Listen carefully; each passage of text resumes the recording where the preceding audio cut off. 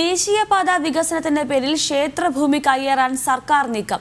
കൊല്ലം പൊഴിക്കര ദേവി ക്ഷേത്രഭൂമിയാണ് നിലവിൽ മറ്റ് പാതകൾ ഉണ്ടായിട്ടും പിടിച്ചെടുക്കാൻ നീക്കം നടക്കുന്നത്. ക്ഷേത്രത്തിന്റെ ഭൂമിക്കൊപ്പം കളിത്തട്ട്, ആൽമരം, ക്ഷേത്രഭിത്തികൾ ഇവയെല്ലാം നഷ്ടപ്പെടുത്തുന്ന നടപടിക്കെതിരെ ഹിന്ദു ഐക്യവേദി പ്രക്ഷോഭത്തിലേക്ക്. കൊല്ലം ജില്ലയിൽ കടലിനോട് ചേർന്ന് കിടക്കുന്ന പൊഴിക്കര ദേവീക്ഷേത്രത്തിന്റെ ഭൂമിയാണ് ദേശീയപാത വികസനത്തിന്റെ പേരിൽ ഏറ്റെടുക്കാൻ ഒരുങ്ങുന്നത്.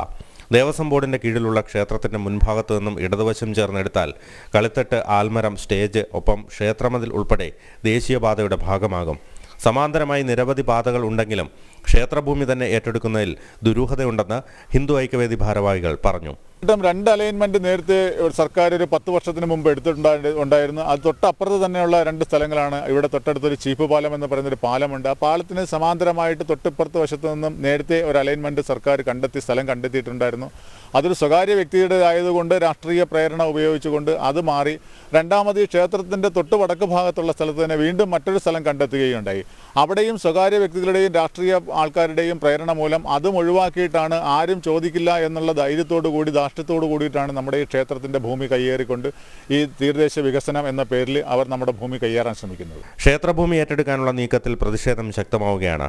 200 ഏക്കറോളം ഉണ്ടായിരുന്ന ക്ഷേത്രഭൂമിയാണ് കാലങ്ങൾ കഴിഞ്ഞതോടെ ശുഷ്കമായി മാറിയത്. ഇതുകൂടി ഏറ്റെടുത്താൽ ആറാട്ട് പോലും നടത്താനാകാത്ത വിധത്തിൽ ക്ഷേത്രം ചുരുങ്ങും. മറ്റ് നിരവധി മാർഗങ്ങൾ ഉണ്ടായിരിക്കെ ദേശീയപാത വികസനം എന്ന പേരിൽ പൊഴിക്കര ദേവീക്ഷേത്രത്തിന്റെ ഭൂമി കയ്യേറാനുള്ള ശ്രമമാണ് നടന്നുവരുന്നത്. ക്യാമറാമാൻ ഹണി തങ്കപ്പനൊപ്പം ബിനു മുരളീധരൻ, ജനം, കൊല്ലം.